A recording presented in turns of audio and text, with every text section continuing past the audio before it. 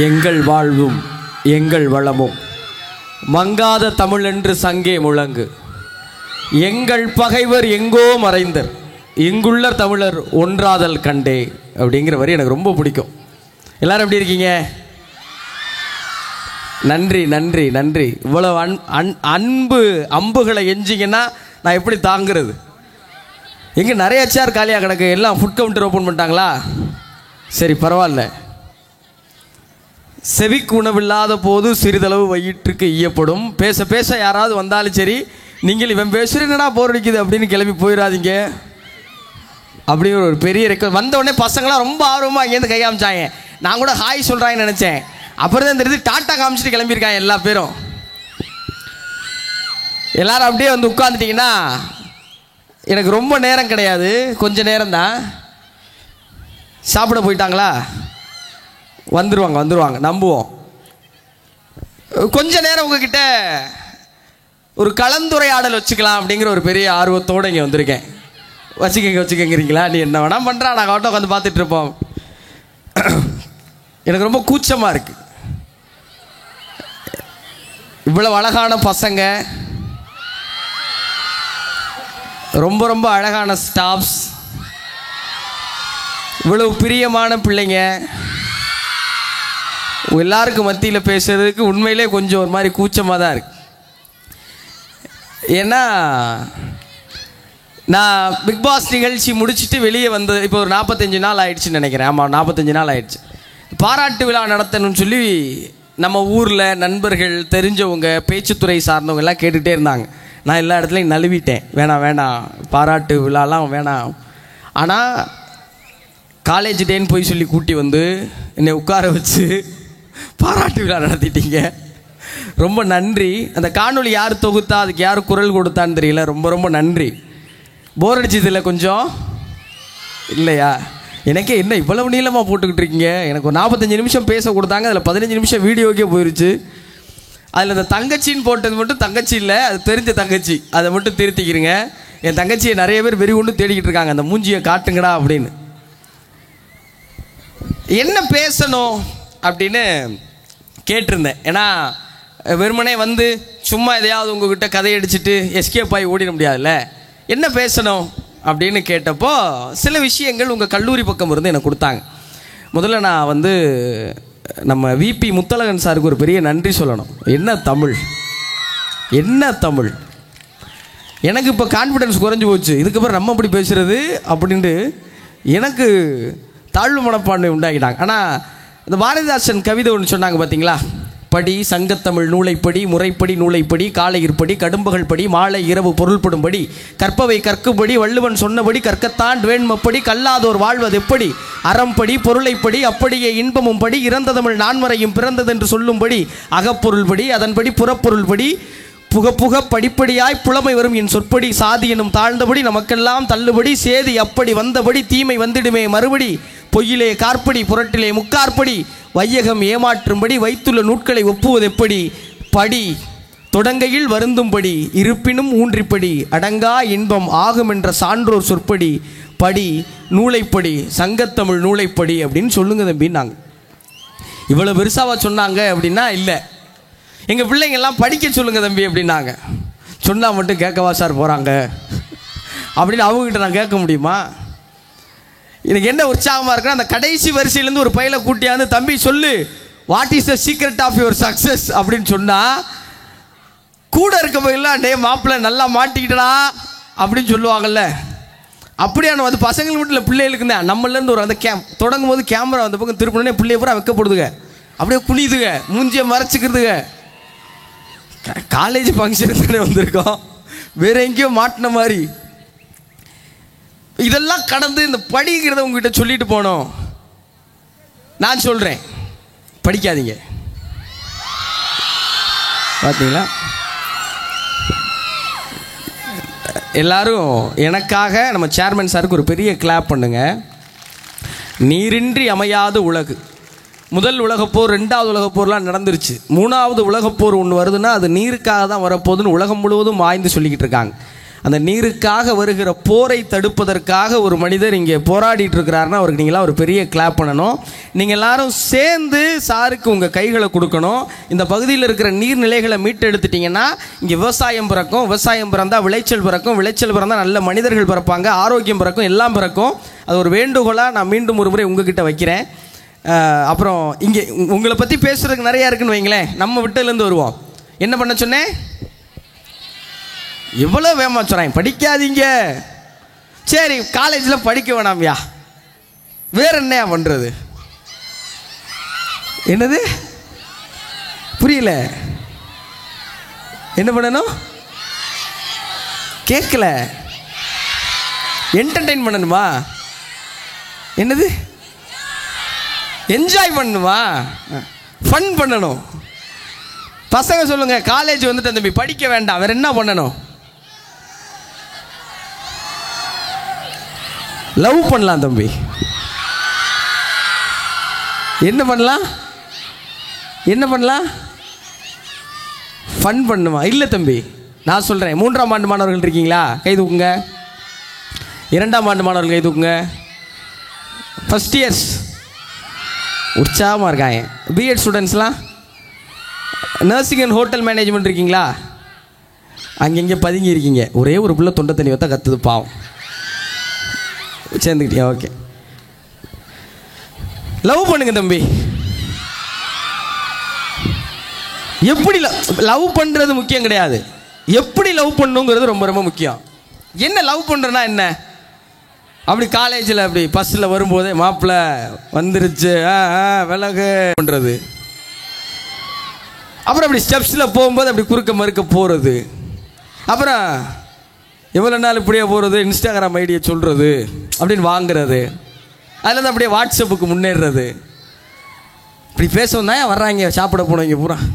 வாங்க வாங்க தம்பி, ரொம்ப முக்கியமான சப்ஜெக்டு இது. உங்கள் கிளாஸில் காலேஜில் யாரும் எடுக்க மாட்டாங்க, நான் எடுத்துகிட்டு போயிடுறேன். அப்புறம் வீட்டுக்கு போயிட்டு சாப்பிட்டியா, என்ன பண்ணுற, அப்புறம் அப்புறம் அப்புறம் ஒன்றும் இல்லை, மூதை தூங்கு அப்படின்னு சொல்ல முடியாது. நாளைக்கு என்ன கலர் ட்ரெஸ் போட்டு வருவேன், இந்த வாரம் காலேஜை கட்டடிச்சிட்டு டிராகன் படத்துக்கு போமா, இதெல்லாம் தான் லவ் பண்ணுறதா அப்படின்னு கேட்டால் இல்லை. ஆனால் லவ் பண்ணோம்.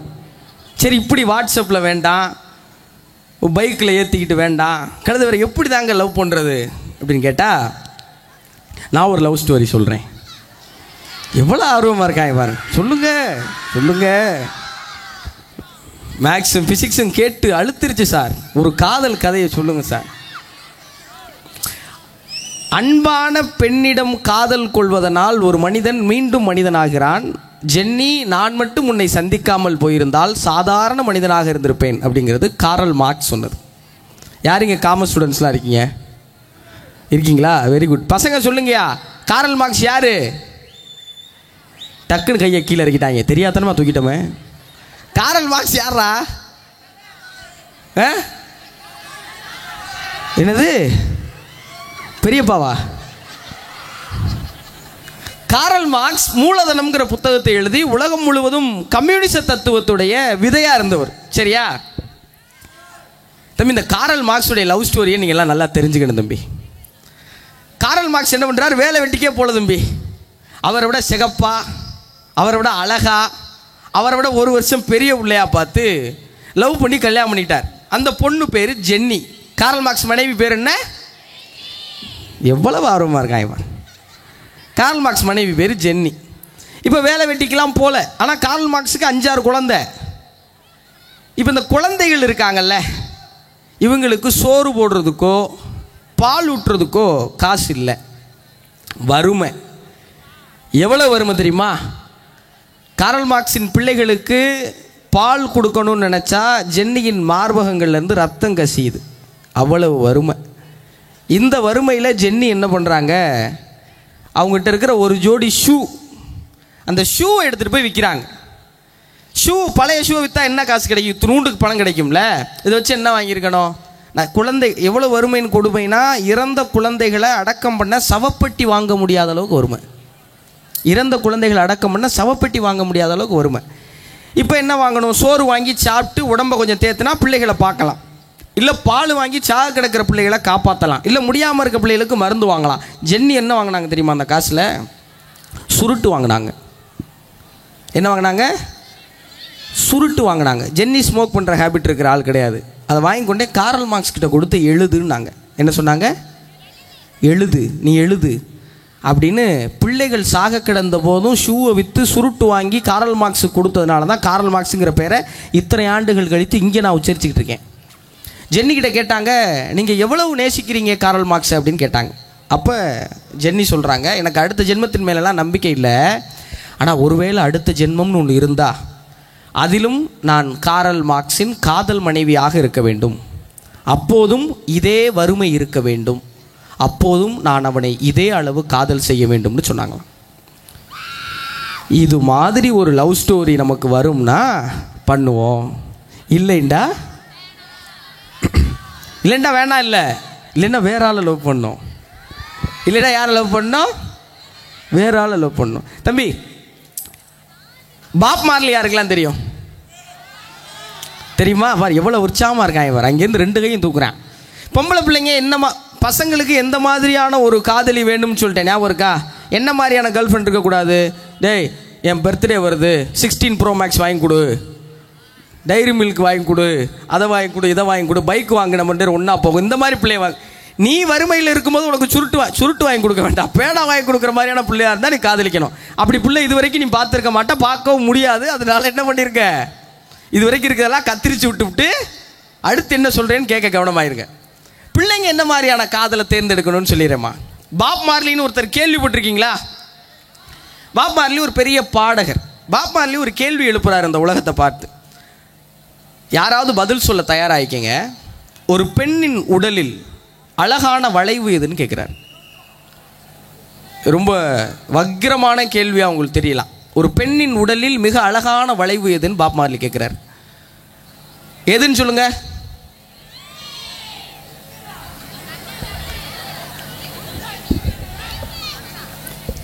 புன்னகைன்னு சொன்னார் பாப் மார்லி. என்னது? ஒரு பெண்ணின் உடலில் மிக அழகான வளைவு எது? புன்னகைன்னு சொன்னான் பாப் மார்லி. சேகுவாரா உங்களுக்கு எல்லாம் தெரியும். வாழ்க்கை முழுவதும் எளியவர்களுக்காக, பாதிக்கப்பட்டவர்களுக்காக, அடக்குமுறைக்கு உள்ளாக்கப்பட்டவர்களுக்காக போராடி செத்த தலைவன். அவன் சொல்கிறான், இந்த உலகத்திலே அழகான ஆண் யாருன்னு கேட்குறான். என்ன கேட்குறான்? நீங்களாம் அதுதானே தேடுறீங்க.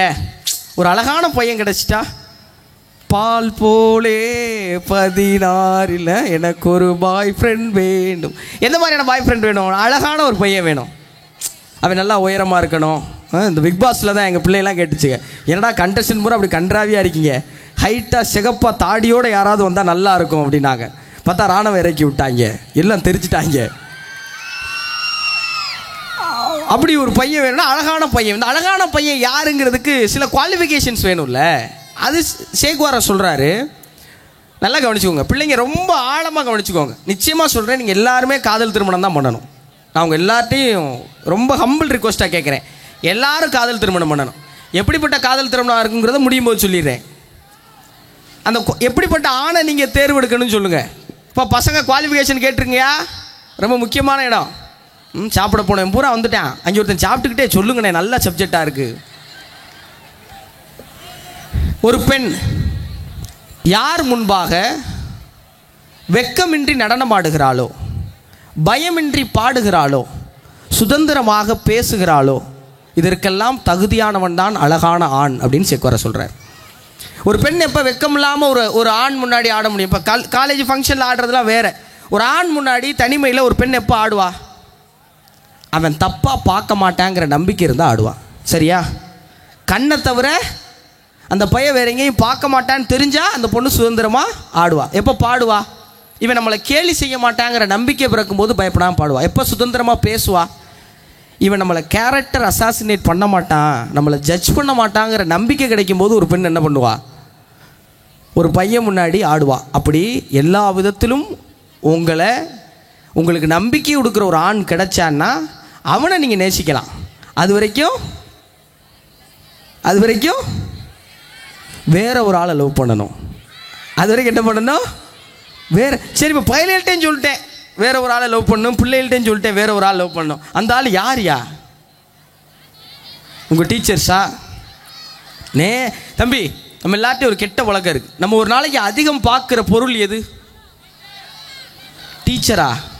வேதனையோடு சொல்கிறேன், எங்கள் ஹெச்ஓடியை தான் ரொம்ப நேரம் பார்க்க வேண்டியதாக இருக்குது. பொருள் கேட்டேன். பொருள், எந்த பொருளை ஒரு நாள்? மொபைல் ஃபோனா? மொபைல் ஃபோன்லையுமே முக்கியமான ஒரு விஷயம் இருக்குது. என்னது? கண்ணாடி. என்னது? நான் கண்ணாடியே பார்க்க மாட்டேன்னு யாராவது பொய்யா கை தூக்குங்க பார்க்கலாம். கண்ணாடியே பார்க்க மாட்டேன்னு பொய்யா கை தூக்குன்னு சொன்னதுக்கப்புறம் பின்னாடி 4 பேர் தூக்குறான் பாரு. அவனுக்கு ஏதாவது சொல்லி கையை தூக்கிடணும்.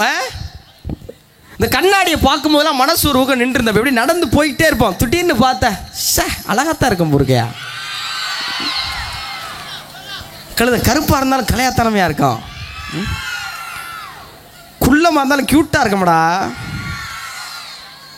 அப்படி சொல்லிட்டு அப்புறம் லைட்டாக யோசிப்போம். இந்த சுருள் முடிக்கு பதில் கொஞ்சம் கோர முடி இருந்தால் நம்ம தான் அடுத்து ஷாருக் கான் மாதிரி. மூக்கு கொஞ்சம் சப்பை இல்லாமல் நீளமாக இருந்திருக்கலாமோ, இந்த லிப்ஸ் மட்டும் கொஞ்சம் சின்னமாக இருந்திருக்கலாம். கண்ணு கொஞ்சம் பெருசாக இருந்தால் இன்னும் க்யூட்டாக இருந்திருக்கும், 2 ரீல்ஸாவது போட்டிருக்கலாம். இது பூரா வருது இல்லை கண்ணாடி பார்க்கும்போது. அப்துல் கலாம் தான் சொல்கிறார், தம்பி, if you want to be handsome, ஹேண்ட்ஸம்ங்கிறது ஒரு ஆண்பாலை குறிக்கிறாரு, நீங்கள் பெண்பாலுக்கு எடுத்துங்க. If you want to be handsome, give your hands to some who need help அப்படின்னு சொல்கிறார். நீங்கள் எப்போ அழகானவங்களா இருப்பீங்களா? யாராவது ஒருத்தர் தேவைப்படுறவருக்கு கை கொடுத்தீங்கன்னா நீங்கள் எப்படி ஆயிடுவீங்க? அழகான திணைத்துணையாம் நன்றி செய்யணும் பனைத்துணையாய் கொள்வர் பயன்பெறுவர். யாராவது ஒருத்தருக்கு சின்ன உதவி செஞ்சால் நீங்கள் லவ் பண்ண வேண்டிய ஆள் யார்? கண்ணாடியில் பார்க்குற அந்த முகரக்கட்டை. எது? கண்ணாடியில் பார்க்குற நம்ம முகரக்கட்டை. இதைவே பார்க்குறது அப்படின்னு நினச்சிங்கன்னா நம்மளே பார்க்கல, வேற ஒன்றும் பார்க்க மாட்டான். தம்பி, self love is the best love in the universe. எனக்கு உங்களெல்லாம் விட ஒரு 5-6 வயசு தான் பெரிய பையன் நான். இங்கே அவ்வளவு படித்த மனிதர்கள் இருக்கிறாங்க, அவ்வளோ பெரிய மனிதர்கள் இருக்கிறாங்க. அவங்களுக்கு நிகராக என்னை உட்கார வைக்கிறாங்க, உங்கள் கல்லூரிக்கு என்னை வர சொல்கிறாங்க, எனக்கு இவ்வளோ பெரிய மரியாதை கொடுக்குறாங்க. ஒரு மேடையில் 3/4 மணி நேரத்தை கொடுத்தீங்க, 800 சொச்ச மாணவர்கள் இருக்கீங்க, அவ்வளோ பேருடைய 3/4 மணி நேரத்தை எனக்கு கொடுத்து எதையாவது பேசியா அப்படிங்கிறாங்க. இந்த மதிப்பு மரியாதையெல்லாம் எப்போ கிடைச்சிருக்கும், எப்படி கிடைச்சிருக்குன்னு நினைக்கிறீங்க? நான் லவ் பண்ணேன் தம்பி, என்னையை லவ் பண்ணேன். அதுக்கு முன்னாடி 3-4 செருப்படிலாம் வாங்கி திருந்தினேன், அது வேற கதை. அது நீங்களாம் ஆல்ரெடி வாங்கியிருப்பீங்கன்னு தெரியும். அதெல்லாம் தூக்கி ஓரமாக வச்சுட்டு இன்னைக்கு நைட்டில் இருந்து போய் எல்லாரும் என்ன பண்ணுறீங்க? கண்ணாடி முன்னாடி போய் நில்லுங்க. பவுட்ரு போட்டால் பவுட்ரு போடுங்க, க்ரீம் போட்டால் க்ரீம் போடுங்க, தலை சீவுங்க, பொட்டு வைங்க, துருநூறு பூசி, என்ன வேணால் பண்ணிவிட்டு கையில் முடிஞ்சால் ஒரு ரோஸ் கூட வச்சுக்கோங்க. உங்களை நீங்களே பார்த்து ஐ லவ் யூ என்ன சொல்கிறீங்க? உங்களை நீங்களே பார்த்து என்ன சொல்கிறீங்க? I love you. யாரும் வீட்டில் பார்க்காத நேரமாக பண்ணுங்க. திடீர்னு யாராவது வீட்டில் பார்க்க நேரமாக பண்ணிங்கன்னா அடுத்த நாள் நேரம் மணல் மருத்துவத்தை கூட்டி போயிடுவாங்க. என்னத்தங்க லவ் பண்ண? நம்மளே எதுக்கு சார் லவ் பண்ணணும்? என்னத்தை லவ் பண்ணுறது? ஒன்றும் புரியலையே தம்பி. நம்ம புதுக்கோட்டை பக்கத்தில் ஒரு சின்ன கிராமத்தில் இருக்கிறோம். இங்கே காலேஜ் படிக்கிறோம். நம்மக்கிட்ட பெரிய பொருளாதார வசதி இல்லை, நமக்கு பெரிய அம்பானி மாதிரியான அப்பா இல்லை, சாதாரண குடும்பத்தில் இருக்கோம். அதிகபட்சம் என்ன பண்ணிட முடியும்? மிஞ்சி போனால் ஒரு கவர்மெண்ட் வேலைக்கு போயிடுவோமா, இல்லை ஒரு ப்ரைவேட் கம்பெனியில் ஒரு 40,000-50,000 சம்பளத்துக்கு போயிடுவோமா, இல்லை ஏதாவது ஒன்று ஆயிடுவோமா? சரி, எனக்கு ஒரே ஒரு கேள்வி. இந்த உலகத்தில் 2 விதமான மனிதர்கள் இருக்காங்க தம்பி. என்ன மாதிரியான மனிதர்கள் இருக்காங்க? ஒருத்தவங்க கை தட்டுறவங்க, இன்னொருத்தவங்க கை தட்டு வாங்குறவங்க. இன்னைக்கு இந்த இடத்துல நீங்களாம் கை தட்டுறவங்க, நான்லாம் கை தட்டு வாங்கினவன், இன்றைக்கி கை தட்டு வாங்குறவன். ஆனால் நான் உங்கள் இடத்துல உட்காந்து பல பேருக்கு கை தட்டியிருக்கேங்கிறது பெரிய உண்மை. அது அப்புறம் இருக்கட்டும். நீங்கள் கை தட்டுறவங்களா இருக்க விரும்புகிறீங்களா, கை தட்டு வாங்குறவங்களா இருக்க விரும்புகிறீங்களா? சரிங்க, நிறையா பேர் இது ஒரு சிக்கல் என்னென்னா, இன்டோர் ஸ்டேஜாக இல்லாமல் அவுட்டோர் ஸ்டேஜாக இருக்கும்போது நிறையா டிஸ்டர்பன்ஸ் வரும், நிறைய டிஸ்ட்ராக்ஷன்ஸ் வரும். இது நம்ம இயல்பு வாழ்க்கையில் தினந்தோறும் மொபைல் ஃபோனில் நடக்கிற மாதிரி தான் வச்சுக்கோங்களேன். எனக்கு தெரியாது இங்கே இருக்கிற 840 பேர் இருக்காங்கன்னு சொன்னாங்க. இங்கே இருக்கிற எல்லாருமே வாழ்க்கையில் பெரிய சாதனையாளர்களாக வந்துருங்களான்னு தெரியாது. ஆனால் சத்தியமாக அடிச்சுறேன் தம்பி, இங்கேருந்து அட்லீஸ்ட் ஒரு 5 பேர் இன்னொரு 5 வருஷத்தில் பெரிய பொசிஷன் வருவீங்க. இங்கேருந்து ஒரு 5 பேர் அடுத்த 5 வருஷத்தில் பெரிய பொசிஷனுக்கு வருவீங்க. பெரிய பொசிஷனாக நான் சொல்கிறது ஏதோ ஒரு சின்ன கவர்மெண்ட் ஜாப் அதெல்லாம் கிடையாது. உங்கள் காலேஜுக்கு மட்டும் கிடையாது, தமிழ்நாட்டில் இருக்க எல்லா கல்லூரிகளுக்கும் சீஃப் கெஸ்ட்டாக போகிற ரொம்ப பெரிய இடத்துக்கு போயிடுவீங்க. அந்த 5 பேர் என்னை ஞாபகம் வச்சு அன்னைக்கு அண்ணன் நீங்கள் பேசினதை நான் கேட்டேனே, அதுதானே என்னை மாற்றிச்சுன்னு சொல்லுவீங்கிற நம்பிக்கை எனக்கு ரொம்ப ஆழமாக இருக்குது. ஏன்னா நான் இப்படி இன்றைக்கும் புதுக்கோட்டையில் முருகபாரதிங்கிற ஒரு சார், ஒரு ஹெச்ஆர் ட்ரெயினர், அவர் தான் ஒரு சின்ன சுள்ளி போட்டு விட்டார். அதில் தொடங்கினது தான் அந்த பயணம். அவரை பார்த்து நன்றி சொல்லிட்டு தான் வந்தேன். அப்படி நீங்கள்லாம் கண்டிப்பாக நன்றி சொல்லுவீங்கன்னு தெரியும். அதுக்கான சீக்கிரட்டை மட்டும் சொல்கிறேன். கவனிக்கணும்னு விரும்புகிறவங்க மட்டும் கவனிங்க. மொக்கையாக இருக்கா? போர் அடிக்குதா? முடிஞ்சளவு சீக்கிரம் முடிச்சிடுறேன். உங்களை முடிச்சிட மாட்டேன். வேணாமா? அப்போயே முடிச்சிருவோமா? சரி. நீங்கள் உங்களை லவ் பண்ணணும் கண்ணா. எதுக்கு தெரியுமா? உன்னால் இவ்வளோதான் முடியும்னு சில பேர் சொல்லுவாங்க. ஞாபகம் இருக்கா? நீங்கள் இப்போ மண்டையில் கொண்டு வந்து நிறுத்த வேண்டியது யார் தெரியுமா? உங்கள் வாழ்க்கையில் யாராவது சில பேர் உங்களை அவமானப்படுத்தியிருப்பாங்க. அது நமக்காக கடவுளால் அனுப்பி வைக்கப்பட்ட நம்ம உறவினர்களாக இருக்கலாம், நம்ம சொந்தக்காரங்களாக இருக்கலாம், நம்ம உடன் பிறந்தவங்களாக இருக்கலாம், நம்ம ஃப்ரெண்ட்ஸாக இருக்கலாம். மாப்பிள்ளை சிரிச்சுக்கிட்டே சொல்ல, நீலாம் உருப்படவே மாட்டடா. அதில் அவனுக்கு ஒரு சந்தோஷம். ஏன்னா அவன் உருப்பிட்டான்னா இப்போ இவங்களாக இருக்காங்க. சில தம்பி எல்லாருமே எனக்கு, நான் ஏன் இந்த கல்லூரிகளுக்கு, அதுவும் கிராமப்புறங்களில் இருக்க கல்லூரிகளுக்கெல்லாம் ஒத்துக்கிறேன்னு வைங்களேன். நான் அங்கேருந்து இங்கே வந்தவன்.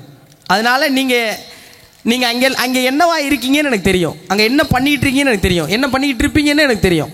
நீங்கள்லாம் இங்கே வரணும்னு ஒரு சின்ன ஆதங்கம், ஒரு சின்ன ஆசை தான்.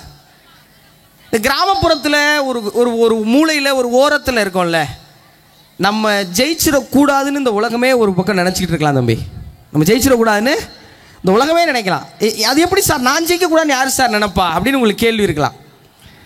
உங்கள் சூழல், பொம்பளை பிள்ளைகளுக்கு சீக்கிரம் கல்யாணம் பண்ணி வச்சிடணும்னு பயப்படுற அம்மா அப்பா, பசங்க ஏதாவது ஒரு வேலைக்கு போயிடட்டும்னு பயப்படுற பேரண்ட்ஸ், ஐயோ அவன் சினிமாவுக்கு போகணுன்னு நினைக்கிறானா, ஐயோ அவன் ஸ்போர்ட்ஸா, அதெல்லாம் வேணாயா, நம்ம குடும்பத்துக்கு ஆகாதியா, அவனை ஏதாவது ஒரு கம்பெனிக்கு வேலைக்கு அனுப்புங்க அப்படின்னு நினைக்கிற நம்ம சமூகம், இந்த சுற்றம், இது எல்லாமே உங்களை மேலே வரக்கூடாது அப்படின்னு நினைக்கிறவர்களாக இருக்கலாம். ஆனால் ஒன்றே ஒன்று தம்பி, எப்படியாவது முட்டி மோதி உடச்சி தள்ளிட்டு மேலே வந்துட்டீங்கன்னு வைங்களேன், இவன் எல்லாரும் உன்னை உச்சி முகர்ந்து கொண்டாட காத்துக்கிட்டு இருக்காங்க. இவங்க எல்லாரும் உங்களை உச்சி முகர்ந்து கொண்டாட தமிழ்நாட்டின் எந்த பகுதிக்கு போனாலும் என்னை பார்த்து கைதட்டுறாங்க தம்பி. என்னை அப்படியே அள்ளி அணைச்சிக்கிறாங்க, என்னை அரவணைச்சு முத்தம் கொடுக்குறாங்க. குழந்தைங்க, பெரியவங்க, அம்மா அப்பா, நம்ம வயசு பசங்க, உங்கள் வயசு பசங்க எல்லாரும் அரவணைக்கிறாங்க. ஏண்டா என்னால் ஜெயிக்க முடியல, நீங்கள் ஜெயிச்சிட்டிங்கல்ல சந்தோஷங்கிறான். என்னது ரொம்ப உணர்வு பூர்வமாக, என்னால் முடியலை ஆனால் நீங்கள் ஜெயிச்சிட்டிங்க எனக்கு ரொம்ப சந்தோஷமாக இருக்குங்கிறான். நான் நீங்கள் என்னால் முடியலை நீங்கள் ஜெயிச்சிட்டிங்க சந்தோஷமாக இருக்குன்னு சொல்கிற இடத்துல இல்லாமல், உங்களை பார்த்து எல்லாரும் என்னால் முடியலை நீங்கள் ஜெயிச்சிட்டிங்க சந்தோஷமாக இருக்குங்கிறத கேட்குற இடத்துக்கு வரணும்னு விரும்புகிறேன். அதுக்கு என்ன பண்ணணும் தம்பி? வெறித்தனமாக லவ் பண்ணு. எப்படி லவ் பண்ணணும்? சும்மா ஏப்ப சாப்ப லவ்லாம் இருக்கக்கூடாது. எப்படி லவ் பண்ணணும்? வெறித்தனமாக லவ் பண்ணணும். யாரை? ஆனால் ஒரு பைல்ட்டையும் சொல்லக்கூடாது. என்ன பண்ணக்கூடாது? நான் என்னை ரொம்ப சின்சியராக லவ் பண்ணிக்கிட்டு இருக்கேன் அப்படின்னு சொன்னீங்கன்னா சிரிப்பாங்க. ஜெயிச்சதுக்கப்புறம் சொன்னீங்கன்னா ரசிப்பாங்க. இந்த கிராமப்பகுதியில் இருந்து நம்ம அடித்து உடைச்சிட்டு மேலே வர்றது இருக்குல்ல, இது ரொம்ப ஈஸி தம்பி. இது என்னது ஏன் தெரியுமா? ஒரு சிட்டியில், ஒரு நல்ல குடும்பத்தில், ஒரு பெரிய குடும்பத்தில், ஒரு பணக்கார பின்புறத்திலிருந்து பிறந்து வர்ற ஒரு ஆள் இருக்காங்கல்ல, அவங்கள மேலே தூக்கி விட, வளர்த்து விட 1-2 பேர் தான் இருப்பாங்க. நீங்கள் இதை எக்ஸ்பீரியன்ஸ் பண்ணி பார்த்தா தெரியும். இந்த தேக்வாண்டோலையும் பாக்ஸிங்லையும் ப்ரைஸ் வாங்கின பசங்க இங்கே இருக்காங்களா? எங்கே இருக்காங்க? நீங்கள் தானாம்மா? எந்திரிங்க. இன்னொரு பையன் யார்? அந்த பையன் எங்க? அந்த பையன் நல்லா கிளாப் பண்ணுங்க அந்த பொண்ணுக்கு. அம்மா, நீங்கள் இந்த விக்டரிக்கு எத்தனை பேர் சப்போர்ட் பண்ணியிருப்பாங்க? டீச்சர்ஸ், உங்கள் வீட்டில் யாரோ ஒரு ரிலேட்டிவ், உங்கள் ஏரியாவில் இருக்கிற ஒருத்தர், ஏதோ ஒரு கிளப்பில் இருந்து ஸ்பான்சரு. உட்காரு தங்கம். தம்பி, நீ ஜெயிச்சினா உனக்கு கை கொடுத்து தூக்கி விடுறதுக்கு, நீ ஜெயிக்கிறதுக்கு, உன்னை வழி நடத்துறதுக்கு ஒரு கிராமம் இல்லை, ஒரு ஊர் இல்லை, ஒரு பெரிய சமூகமே காத்திருக்கு. ஆனால் நான் ஜெயிக்கிறதுக்கு தகுதியான ஆளுங்கிறத நீ சொன்னால் மட்டும் போதும். என்னது? நான் ஜெயிக்கிறதுக்கு தகுதியான ஆள்னு நீ சொன்னால் மட்டும் போதும். ஒன்றும் இல்லை தம்பி, ஒரு சின்ன உதாரணம் தர்றேன். இங்கே கிழக்கு செட்டியாவட்டின்னு ஒரு கிராமம் இருக்குது. யாருக்கெல்லாம் தெரியும்? ஆலங்குடி பக்கத்தில் கிழக்கு செட்டியாவட்டி கிராமம். யாருக்கும் தெரியாதா? நம்ம புதுக்கோட்டை மாவட்டம் தான். அந்த ஊரே உங்களுக்கெல்லாம் தெரியல, ரைட்டா? அந்த ஊரில் தம்பி தெரியுமா, கிழக்கு செட்டியார் தெரியுமா? அந்த ஊரில் ஒரு விவசாயி, அவர் டீ கடை வச்சுருக்காரு. அவருக்கு 4 பெண் குழந்தைங்க. அந்த 4 பெண் குழந்தையில முதல் 2 பெண் குழந்தைய கட்டி கொடுத்துறாரு. 4 பொம்பளை பிள்ளை பிறந்தா வீடு எப்படி இருக்கும்? வறுமையோட உச்சம். இந்த வறுமையோட உச்சம். அந்த ஊருக்கு வந்து ஒரு நாளைக்கு 2 பஸ்ஸு, ரோடு கிடையாது, பெரிய ஃபெசிலிட்டி கிடையாது. வறுமையான குடும்பத்தில் பிறந்த 3வது பொண்ணுக்கு பவானியான்னு பேர். அந்த பொண்ணு பேர் என்ன? பவானியா. அவங்க கொரோனா டயத்தில் விவசாய கூலி வேலைக்கு போய் அக்காக்கள் கல்யாணத்துக்கு வாங்கின கடனையும் வயிற்று பொழப்புக்காகவும் போயிட்டு இருந்த ஒரு பெண். குரூப் 1 எக்ஸாமை ஃபஸ்ட் அட்டம்ப்டில் கிளியர் பண்ணி இன்றைக்கி அவங்க டிஎஸ்பி. எல்லாரும் பவானியாவுக்கு ஒரு பெரிய கிளாப் பண்ணுங்க. எல்லாரும் அந்த வருஷம் டிஎஸ்பியாக நிறைய பேர் தேர்ந்தெடுக்கப்பட்டாங்க. ஆனால் பவானியா தான் எல்லா செய்தி ஊடகமும் வந்து கவர் பண்ணிச்சு. 2 வருஷத்துக்கு முன்னாடி பாஸ் பண்ண பவானியா அவங்கள பற்றி நான் ஏன் இங்கே பேசிகிட்டு இருக்கேன்? வந்திருக்காங்களா பார்த்தீங்களா? உங்கள் கல்லூரிக்கு பவானியா வந்திருக்காங்க. ஏன் வந்தாங்க? பேசியிருக்காங்கல்ல. அப்போ அவங்கள பற்றி நான் நிறையா சொல்ல தேவையில்லை. எப்படி உங்களை மாதிரி நம்ம புதுக்கோட்டை அரசு கலை அறிவியல் கல்லூரியில் படித்த உங்களை மாதிரியான ஒரு சாதாரண ஸ்டூடெண்ட் எப்படி சீஃப் கெஸ்ட்டாக வர முடிஞ்சுது? வெறித்தனமாக நம்மளே லவ் பண்ணும் தங்கம். எப்படி லவ் பண்ணும்? வெறித்தனமாக. எல்லாரும் சொல்லுவாங்க நல்லா முடியாதா. எங்கள் வீட்டில் சொன்னாங்க, நீலாம் வாயை வாடகைக்கு விட்டு பிழைக்க முடியாது. நாங்கள் என்னது? வாயை வாடகைக்கு விட்டு பிழைக்க முடியாது. இன்றைக்கி என் வாயை வாடகைக்கு விட்டேன்னா ₹1,00,000 சம்பாதிக்கிறேன் தம்பி. இன்றைக்கி என் வாயை வாடகைக்கு விட்டு நான் ₹1,00,000 சம்பாதிக்கிறேன். எப்படி முடிஞ்சுது? நீங்கள் யாருங்கிறத முதல்ல கண்டுபிடிங்க. என்ன பண்ணும்? நீங்கள் நான் யார்? என் பேர் முத்துக்குமரன், என் பேர் சரண்யா, என் பேர் பிரியா, என் பேர் பிரேமு, என் பேர் விக்கி. அதை கடந்து நீங்கள் யார்? பிக் பாஸ் டைட்டில் வின்னர்னு இன்றைக்கி ஒரு பேர் இருக்குது. ஒரு 6 மாதத்துக்கு முன்னாடி வரைக்கும் தமிழ் பேச்சு எங்கள் மூச்சு முத்துக்குமரன் ஒரு பேர் இருந்தது. அதுக்கு முன்னாடி இன்டர்வியூர் முத்துக்குமரன் ஒரு பேர் இருந்தது. நாளைக்கு ஒரு திரைப்படம் பண்ணுறோன்னா அந்த திரைப்படத்தை வச்சு பேர் இருக்கும். இது எல்லாமே மறையணும்னு நான் ஓடிட்டுருக்கேன் தம்பி. Big pass title winner Muthukumaran வரக்கூடாது. முத்துக்குமரன் பிக் பாஸ் கூட ஒரு தடவை ஜெயிச்சாரியான்னு வரணும். எப்படி வரணும்? Muthukumaran Bigg pass. முத்துக்குமரன் யாரையா? அவர் பிரியாலையா? அதே உங்களுக்கு ஒரு பிரியா. பிரியாலையா? சரண்யா பயங்கரமான ஆளையா? விக்கி அவன் பயங்கரமான ஆளையா? பிரேமா அவன் பெரிய ஆளே. இப்படியாக உங்கள் பேரை இந்த உலகம் சொல்கிறதுக்கு நீங்கள் யாருன்னு கண்டுபிடிக்கணும். நான் யாருங்க கண்டுபிடிக்கிறது? இந்த இங்கே தேக்வாண்டோவில் மெடல் வாங்கிட்டு ஒரு பொண்ணு உட்காந்துருக்குல்ல, பாக்ஸிங்கில் மெடல் வாங்கிட்டு ஒரு பையன் உட்காந்துருக்கான்ல. யாரோ உங்களில் ஒருத்தருக்கு பாட தெரியும்ல, யாரோ உங்களில் ஒருத்தருக்கு ஆட வரும்ல. மாவட்ட அளவிலான ஷார்ட் ஃபிலிம் போட்டியில் உங்கள் காலேஜில் தானே ஒரு பையன் ஜெயிச்சிட்டான்.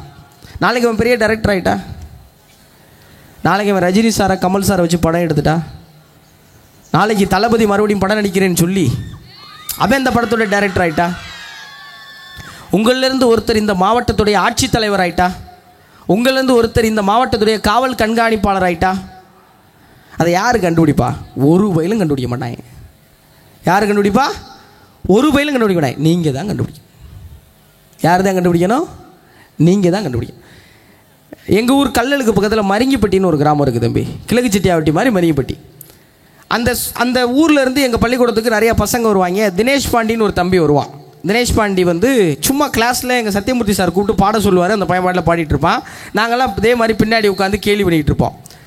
உங்களையாவது போலீஸ்லாம் வந்து அடக்குறாங்க, எங்களை அவெல்லாம் அடக்க மாட்டாங்க. நாங்கள் அவனை வச்சு செய்ன்னு செய்வோம், அவனை கேலி பண்ணுவோம். ஒரு முறை தினேஷ் பாண்டி கால் பண்ணான். அண்ணே தம்பி சென்னை வந்திருக்கேனே அப்படின்னா. சொல்லு தங்கம் என்ன பண்ணுற? ஏன்னா இந்த ஜீ தமிழுடைய சரிகமாப்பால் செலக்ட் ஆகிட்டேனே அப்படின்னா. எனக்கு அவ்வளோ சந்தோஷம். ஜீ தமிழ் சரிகமாப்பால் நீ செலக்ட் ஆகிட்டே? என்னடா சொல்கிறேன்? ஆமாண்ணே. அவ்வளோ பாராட்டு வந்துச்சு தம்பி. மிஸ்கின் டைரக்டர் மிஸ்கின் சார் இருக்கார்ல, அவர் வந்து ஒரு சுற்றுடைய நடுவராக வர்றார். தினேஷ் பாண்டி பாடி முடித்தோடனே உங்கள் அப்பா என்ன தம்பி பண்ணுறாருன்னு கேட்டார். தினேஷ் பாண்டியுடைய அப்பா இன்றைக்கும் மருங்கிப்பட்டி கிராமத்தில் செருப்பு தைக்கிற தொழிலாளி. தினேஷ் பாண்டியோட அப்பா யார்? இன்றைக்கும் மருங்கிப்பட்டி கிராமத்தில் செருப்பு தைக்கிற தொழிலாளி. சார் எங்கள் அப்பா இங்கெல்லாம் வரமாட்டாங்க சார் அப்படிங்கிறான் தினேஷ். ஏன் அப்படின்னு கேட்குறாரு. இல்லை சார் அப்பா கூச்சமாக இருக்கும். உடனே செட்டுக்கு வெளியில் போய் மிஸ்கின் சாரே கூப்பிட்டு வர்றாரு. தினேஷ் பாண்டி அப்பாவை கூப்பிட்டு வந்து ஸ்டேஜுக்கு நடுவில் நிறுத்தி தினேஷ் பாண்டி அப்பாவுடைய காலை தொட்டு கும்புறாரு மிஸ்கின். தினேஷ் பாண்டி அப்பாவோட காலை தொட்டு கும்புறாரு மிஸ்கின்.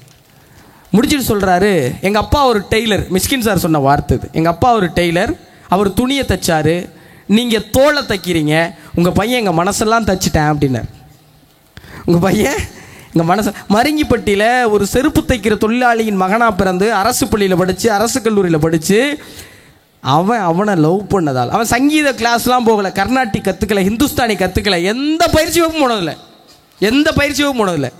ஆனால் இன்றைக்கி சரிகமாப்பாவுடைய அடுத்தடுத்த சீசனுடைய செலெக்ஷன் கமிட்டியில் உட்காந்து நல்லா பாடுறாங்களா அப்படின்னு தேர்வு செய்கிற குழுவில் தினேஷ் பாண்டி இருக்கேன்னா he loved himself. சொல்லுப்பா, he loved himself.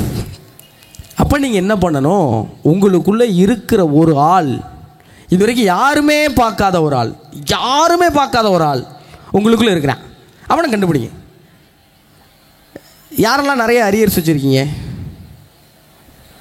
உங்களுக்கே தெரியும்ல.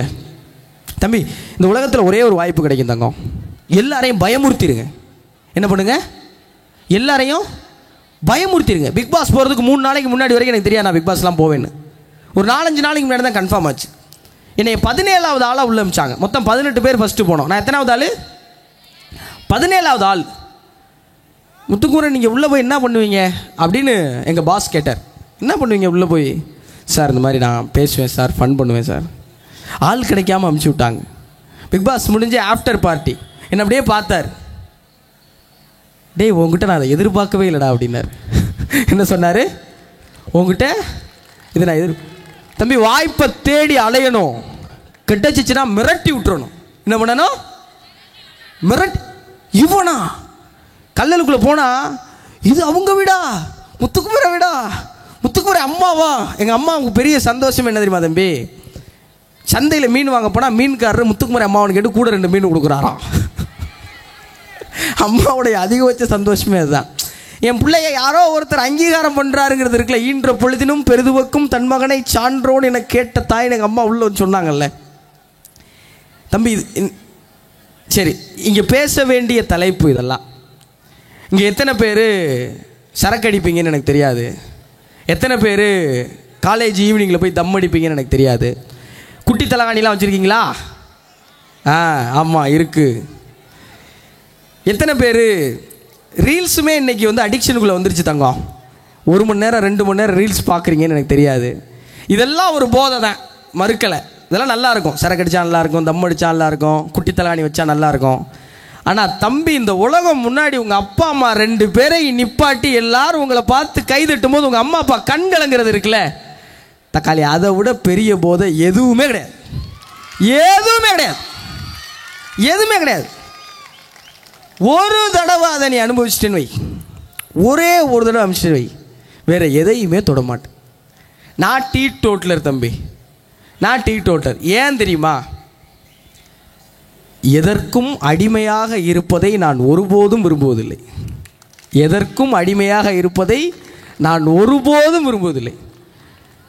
எல்லாத்தையும் நமக்கு அடிமையாக வச்சுக்கணும். ரொம்ப கர்வமாக சொல்கிறேன், எல்லாத்தையும் நமக்கு அடிமையாக வச்சுக்கணும். நமக்கு அடிமையாக வைக்கிறோன்னா தூக்கி போட்டு மிதிக்கிறலாம் கிடையாது. நம்ம சொல்கிறத அந்த உலகம் கேட்கணும். தம்பி, உனக்கு இது தாண்டா மதிப்புன்னு யாராவது சொன்னால், இல்லை என் மதிப்பு இதுன்னு நீ சொல்லணும். அதை எதுக்கு இருக்கவங்க என்ன பண்ணணும்? ஒத்துக்கணும். நீங்கள் யாருங்கிறத முடிவெடுக்கிற திராணியும் தெம்பும் ஒருவேளை நீங்கள் நைட்டு உங்களுக்கு கிடைக்கலாம். நீங்கள் போய் கண்ணாடியை போய் பாருங்கள். என்ன சொல்லணும்? கேட்கல தம்பி, கண்ணாடி பார்த்து என்ன சொல்லுங்க தங்கம்? கண்ணாடியில் பின்னாடி இருக்கிற ஆளை பார்த்து சொல்லக்கூடாது. பைக்கை கண்ணாடியை திருப்பி அந்த மாதிரி சேட்டை செஞ்சு என்ன அடி வாங்கி விட்டு போயிடக்கூடாது. வீட்டுக்கு போய் கதவை சாத்திட்டு யாரும் இல்லாத கண்ணாடியை பார்த்து என்ன சொல்லணும்? சொல்லிட்டு உனக்கு என்ன பிடிக்கும்னு பாரு தங்கம். என்ன பண்ணணும்? உனக்குள்ள ஒருத்தர் தினேஷ் பாண்டிக்குள்ள ஒரு சிங்கர் இருந்தான்ல, முத்துக்குமரனுக்குள்ள ஒரு பேச்சாளர் இருந்தான்ல, பவானியாக்குள்ள ஒரு டிஎஸ்பி ஆஃபீஸர் இருந்தாங்கல்ல, அப்படி உங்களுக்குள்ளே இருக்கிற ஒரு ஆள், அவனை தேடணும். அவனை தேடிட்டு அவன் பின்னாடி ஓடணும். அதுதான் பெரிய டாஸ்க். நமக்கு பாட்டு பாடினா ஆசையாக இருக்கும். ஆனால் பாட்டு பாடிக்கும்போது பக்கத்தில் இருக்க தயவு செஞ்சு வாயை மூட்ரியாடி என் ஃப்ரெண்டு சொல்லுவான். நமக்கு டான்ஸ் ஆடினா ஆசையாக இருக்கும். மாப்பிள்ளை இதுக்கு சும்மா இருந்துட்டு போயிடலாம் அப்படின்னு ஃப்ரெண்டு சொல்லுவேன். இப்போ இவங்க சொல்கிறதெல்லாம் காதில் வாங்காமல் கான்சன்ட்ரேட்டபுளாக என்ன செய்கிறதுன்னு நீங்கள் ஒரு கேள்வி கேட்கலாம். இந்த நம்ம உடம்புலேயே ரொம்ப மோசமானது எது தம்பி?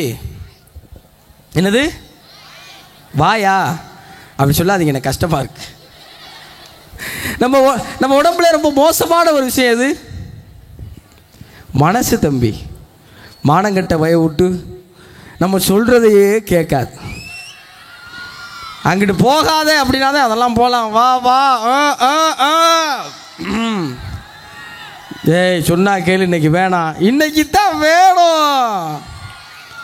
இப்பயே வேணுமா? இப்பயே வேணும். சரி வான்னு சொல்கிற போயிட்டுக்கிட்ட செருப்படி வாங்கிட்டு வருவோம். இந்த மனசு இருக்குல்ல தம்பி, இதை கட்டுப்படுத்திட்டோம்னாக்க என்னது? சரி தனியாக பேசிக்கிறோம். இந்த மனசை கட்டுப்படுத்திட்டோம்னா தம்பி உலகத்தை ஜெயிச்சிடலாம். எப்படிங்க இந்த மனசை கட்டுப்படுத்துறது? தென்கட்சி கோ சுவாமிநாதன் ஒரு கதை சொல்லுவார். ஒருத்தர் என்ன பண்ணான்னா, ரொம்ப வீராப்பா, என்ன மனசை கட்டுப்படுத்துகிற பெரிய ஆரிய வித்தையா அப்படின்னு சொல்லிட்டு இந்த மாதிரி காட்டுக்குள்ளே போய் உட்காந்துருக்கான். அப்போ அந்த காட்டு வழியா பரதநாட்டிய வகுப்புக்கு ஒரு பொண்ணு போச்சான். அந்த பொண்ணு அப்படியே போயிருக்கு. இவனுக்கு அப்படியே காலிட்டு சொல்லு வடிச்சிருக்கான்னு பார்த்துருக்கான். அப்புறம் நம்ம மனசை கட்டுப்படுத்தல வந்தோம், இதையும் பார்த்தோன்னு உட்காண்டான். மறுநாள் யோசிச்சிருக்கேன், கண்ணு பார்க்க கண்டி தானே மனசு அளவாயுது, கண்ணை கட்டிடுவோம், கட்டிட்டாக்க மனசு அளவாயாதுன்னு நினச்சி கண்ணை கட்டிட்டு உட்காந்தானா. இப்போ மறுநாள் அந்த பிள்ளை போயிருக்கு. 10 மணி, ஜல் ஜல் ஜல் ஜல் ஜல் ஜல் ஜல் சலங்க, மறுபடியும் காலிட்டு, மறுபடியும் என்ன மானங்கட்ட பொழப்பு, சரி காது கேட்டா தானே அப்படின்னு சொல்லிட்டு மறுநாள் பஞ்சை வச்சு காதுக்குள்ளையெல்லாம் அடைச்சி மறுபடியும் உட்காந்துருக்கான். 10 மணி, மல்லிகைப்பூ வாசம் அப்படியே கம கம கமன்னு இழுத்துருக்கு. அடடா போய்கிட்டு இருக்கா ஊருக்கு. மறுநாள் மூக்குலையும் பஞ்சை வச்சு அடைச்சி வாய் வழியாக காத்து விட்டுக்கலாம்டா அப்படி கண்ணு காது மூக்கு எல்லாத்துலேயும் பஞ்சை வச்சு அடைச்சிட்டு பாடி மாதிரி உட்காந்துருக்கான் பையன். இப்போ 10 மணி குறிப்பிட்டாப்புல ஆயிருக்கும் போது மனசு சொன்னிச்சான், இந்நேரம் அவள் போய்கிட்டு இருப்பா. சரி, இப்போ இந்த கண்ணு காது மூக்கு இதெல்லாம் அடைச்சி விட்டீங்க, இந்த மனசை எதை போட்டு அடைக்கிறது? மனசை எதை போட்டு அடைக்கிறது? கனவுகளை போட்டு அடைக்கணும். என்னது? கனவுகளை போட்டு அடைக்கணும். தம்பி முட்டாள்தனமாக நம்புங்க தம்பி, பைத்தியக்காரத்தனமாக நம்புங்க. இதெல்லாம் சொல்கிற வேடிக்கையாக இருக்கும். என்னடா வந்திருந்து முட்டாளுங்கிறேன் பைத்தியங்கிறேன், உருப்புறதுக்கான வழியே சொல்ல மாட்டானா? உருப்புறதுக்கான எல்லா வழியும் இதுதான். முட்டாள்தனமாக அவங்கள நம்புங்க. இங்கே உங்களுக்குள்ளே இருக்கிற யாரோ ஒருத்தர், பசங்களில் ஒருத்தன், நான் தாண்டா அடுத்த தளபதி, நான் இல்லை நீங்கள், நான் தாண்டா அடுத்த தளபதி அப்படின்னு சொன்னால் கூட இருக்கவங்களாம் என்ன பண்ணுவாங்க? இந்தா இப்படி தான் சிரிப்பாங்க. இங்கே உங்களுக்குள்ளம்மா ஒரு பிள்ளை, நான் தான் அடுத்த தமிழ்நாட்டுடைய chief minister, second women chief minister of Tamil Nadu அப்படின்னு சொல்கிறீங்கன்னு வச்சுக்க. இதெல்லாம் சும்மா ஒரு உதாரணத்துக்கு சொல்கிறேன். இப்படிலாம் சொன்னால் கூட இருக்கிறவங்க என்ன சொல்லுவாங்க? ஏன்டா சிரிப்பு மூட்டிக்கிட்டு இருக்க, வீட்டில் ஏம்மா கஞ்சிக்கு வழி இல்லாமல் ஆக்கிறாதம்மா. இப்படி ஒரு பெரிய கனவை வைங்க. நான் ஒரு பெரிய ஐடி கம்பெனிக்கு வேலைக்கு போகணுங்கிற கனவோடு இங்கே யாராவது உட்காந்துருக்கீங்கன்னு வைங்களேன், நான் ஒரு பெரிய ஐடி கம்பெனி வைக்கணுங்கிற கனவுக்கு உங்களை ஷிஃப்ட் பண்ணுங்கள். நான் எப்படியாவது படித்து முடிச்சுட்டு ஒரு டீச்சர் ஆகிடணுங்கிற கனவோடு யாராவது இருந்தீங்கன்னு வைங்களேன், நான் எப்படியாவது இதே மாதிரி ஒரு பெரிய கல்லூரி கட்டணுங்கிற கனவுக்கு உங்களை ஷிஃப்ட் பண்ணுங்கள். எனக்கு உதவி செய்கிறது பிடிக்கும் சார், நான் எப்படியாவது தினமும் 2 பேருக்கு சாப்பாடு வாங்கி கொடுத்துட்டா என் மனசு நிறைஞ்சிரும்னு யாராவது நினச்சிங்கன்னு வைங்களேன், ஒரு நாளைக்கு 500,000 பேருக்கு உணவளிக்கிற ஒரு பெரிய திட்டத்துடைய தலைவராகிறதுக்கு உங்களை ஷிஃப்ட் பண்ணுங்கள். யார்ட்டையும் சொல்லாதீங்க, யார்ட்டையுமே என்ன பண்ணாதீங்க, சொல்லாதீங்க. தினமும் அதை நோக்கி நீங்கள் எவ்வளவு தூரம் நகர்றீங்கன்னு உங்களை நீங்கள் செக் பண்ணுங்கள்.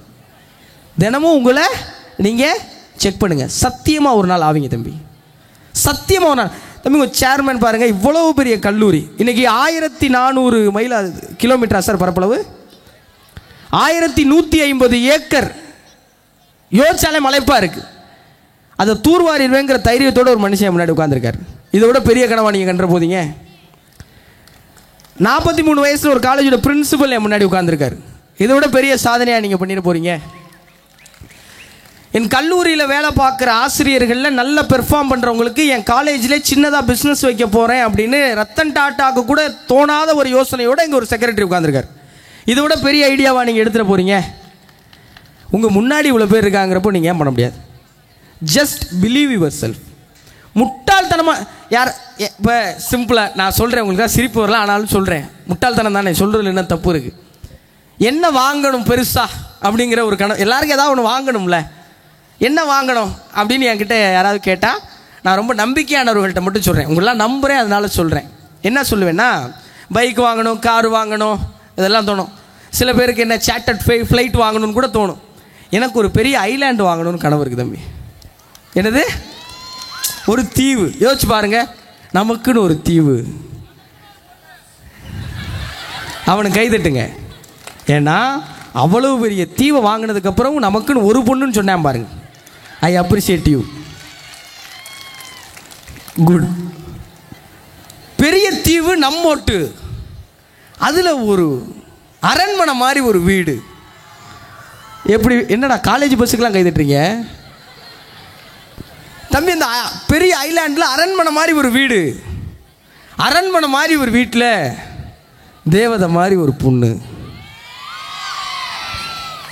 அழகான ஒரு பையன், நமக்கு குழந்தைங்களா இருக்காங்கன்னு வச்சுக்குவோம். அந்த வாழ்க்கை இதை நான் ஒரு 5 வருஷம் முன்னாடி என் ஃப்ரெண்டுக்கிட்ட சொன்னேன்னா அவன் என்ன பண்ணுவேன்? எதுக்கு கைதட்டுறீங்கன்னே தெரியலடா. ஃப்ரெண்டுக்கா? சரி, அவங்க வேறு லீகில் இருக்காங்க, விட்டுறேன், கவனிக்கிறேன் மட்டும் கவனி. அதைத்தான் நான் தொடக்கத்துலேருந்து சொல்கிறேன்.